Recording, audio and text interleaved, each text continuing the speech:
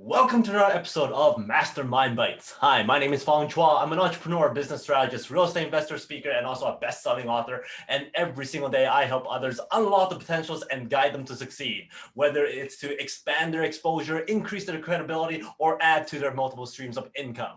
Now, today on Mastermind Bites, I get to feature another great individual. And the reason why I have this show is because over the last few years, I've had the pleasure and the honor to meet some amazing people, some very successful entrepreneurs and celebrities, and just to be in their presence, to learn from their stories, to hear their stories, and just to absorb that energy and learn how they were able to become successful is something I wanted to share back with each and every single one of you. And today, my feature person is Mr. Curtis 50 Cent Jackson. And this is somebody that I have to be honest, I didn't really follow a lot because of the genre of music that he did. I'm not a big rap fan, but however, going more in depth as to what he does, how he became an entrepreneur, how he leveraged from being a rapper and an artist over to becoming a business tycoon has gotten my attention.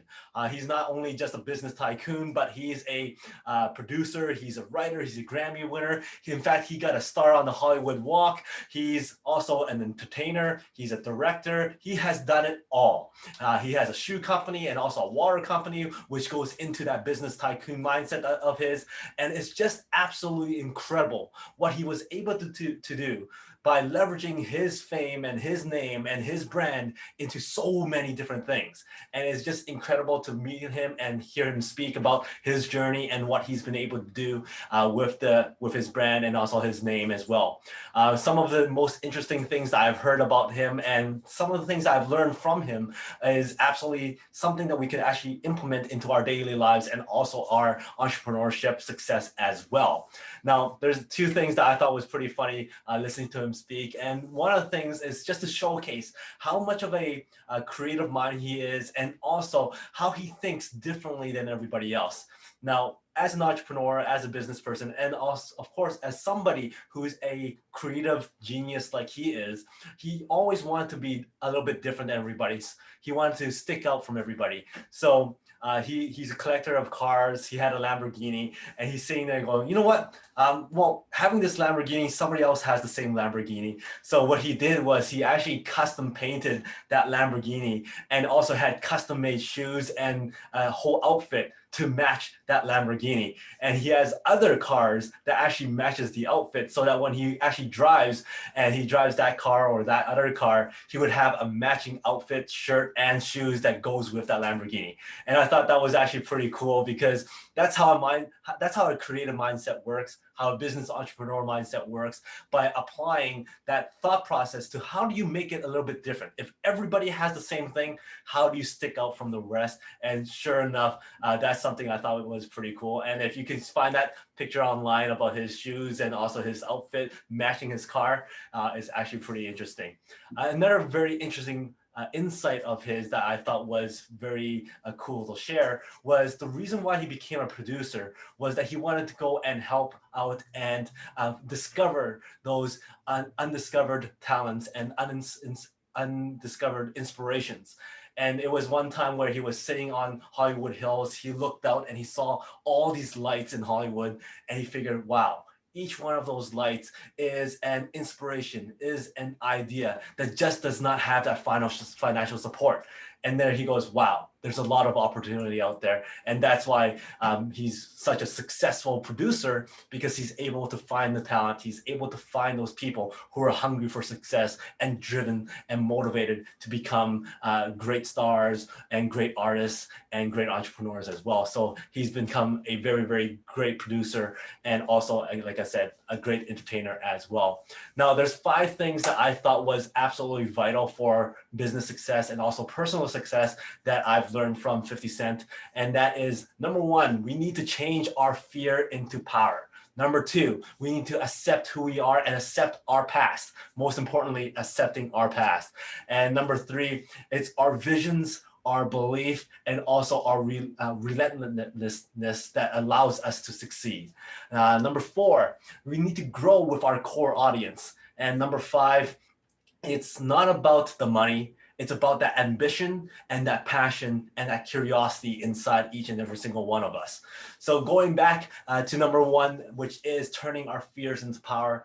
And the thing is, he kind of related to a story where when you're sitting in a group dynamic or a conference, and that one person puts up their hand to ask a question, and you're that one person that does not put up their hand, well, you're allowing somebody else to gain confidence. You're allowing somebody else to get noticed. You're allowing somebody else to jump past their comfort zone, whereas you're sitting there not putting your hand up. So why not put your hand up, face that fear, and turn that fear into power?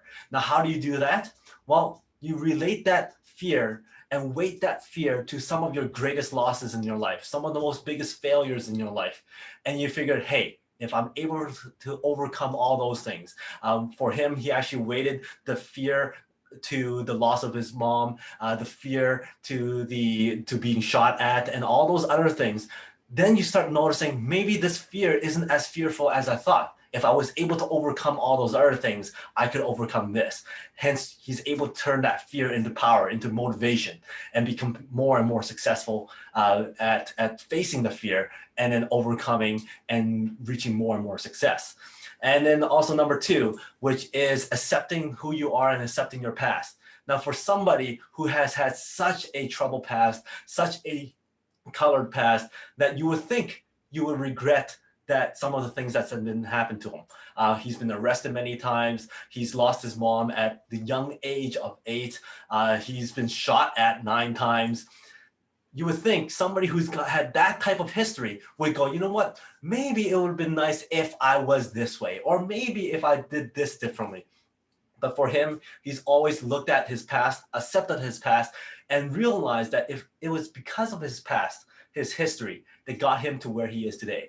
If it was not for the trauma, if it was not for the trials and tribulations that he had to live through, the loss of his mom, and also being arrested, and all that type of dramatic experience that he actually went through, he may not have become such a successful rapper or a successful artist. So he's accepted that, and he knows how important his past was to become who he is today. And that's something we need to realize. If you look at all these big businesses, some of the most successful businesses, they've actually embraced their history. They've embraced their past because they know that past was the foundation to their success. And for each and every single one of us, our past, our history is why we are who we are today. And that's why we are successful. That's why we are growing. That's why we are driven. It's because of that past. Number 3, vision. Believe in yourself, and also relentlessness. You always have to believe in yourself. And sometimes when you believe in yourself so much, you have that confidence. And sometimes people might mistake that confidence for arrogance. But the thing is, you just have to keep on pushing. You have to keep on being relentless. You always have to have that vision in front of you. In fact, he was interviewed on this one show 15 years ago, and the same host was there. And 15 years later, he came back, and that host actually said, wow, 15 years ago, you just started out and you said the exact same things. You said you were going to do this. You said you were going to get into business and that. You said you were going to do and achieve this kind of success. And 15 years later, you've actually achieved all the things that you said, but you have more and more things that you want to achieve and you want to do. So always have that vision. Never let that vision go. Be relentless and keep on pushing. And you just have to see yourself achieving all that great space. And then the thing is, you have to always believe in yourself, regardless of what people say. And he truly, truly believed in himself. And he just made that confidence so big that he's able to achieve more and more success and expand himself even more to achieve more goals and more projects and become more well-known and become that worldwide brand that he is now today. The next thing, number 4, is you have to realize that eventually you need to grow with your core audience. During an interview panel, he was actually talking to one of the interviewers. And the thing is, that interviewer was a person who loved his music when they were young. And now they're talking to him now and just kind of became a big fan of his. And the thing is, now that she's grown up and he's grown up, they both matured, but she still admires his stuff. And that's because you need to grow with the core audience. They will grow. And over time, you need to start adjusting to what your core audience is going through as well. Back in the day, you may not have a family and your core audience did not have a family. But as they grow and as you grow, you would have a family, you will be singing about different things, you will be having different messages, and that core audience will keep on listening to you because you grow along with them. And that is something you may or may not be planning for, but the thing is that's inevitable. If you keep on moving, if you keep on growing, if you keep on progressing in your business and in your success, then the people who are following you are also growing, and you can't control that. And therefore, you need to understand that your core audience will also go through certain changes that you're going through. And you will have to kind of adjust your message that suits your core audience at the same time. So grow with your audience. And number 5, that was to not have money be your driving thing. And during the talk that he had at the conference that we were at, he was talking about how 2-3 years from now, he doesn't want to come back to that same conference and go, hey, look, you've made it. You've got that, you're worth $1 billion. Well, that has nothing to do with the fact that he wants to do more and more things. He has more projects. He has more ideas. And yes, sure, he wants to keep that success to be progressing and growing, but he doesn't want that to be defining him. Because once you go, hey, you made that much money or you made that type of success, it feels as if that's the end thing. But he has that ambition. He has that passion. And because he has that ambition, he still has new ideas. He has new projects that he wants to succeed in. So it has nothing to do with the money at that point. He just wants to change. He still wants to be curious. He still wants to research on different things. And that's why he keeps on having this passion of learning. So from that young age of being a rapper, he goes, ooh, that's interesting. How do I become a business mogul? So then he starts learning what Steve Jobs does. Then he starts learning what all these other people do to transition out of what they were known for to becoming that entrepreneur, to becoming that business tycoon. So he has that curiosity to want to research. And the more he researches, the more he has curiosity that feeds his ambition, that feeds his passion, which allows him to not just be known for that monetary value or have that money drive him. It's that ambition, that passion, and that constant want for success that he keeps on being driven and keeps on pushing himself going forward. So it's not about the money, it's about that ambition. And that's number 5. So going back to the top 5 things that I thought was very vital to everybody here and also to their business success, and that is turning your fears into power, accepting who you are and your past, your vision, your belief, and your relentlessness is what drives you to succeed. Number 4 is you have to grow with your core audience. And number 5, it's not about the money, it's about that ambition, that passion, curiosity, and also being able to research other people and becoming successful in what you want to do. So if you liked this episode, please go back and see my other episodes on Mastermind Bites.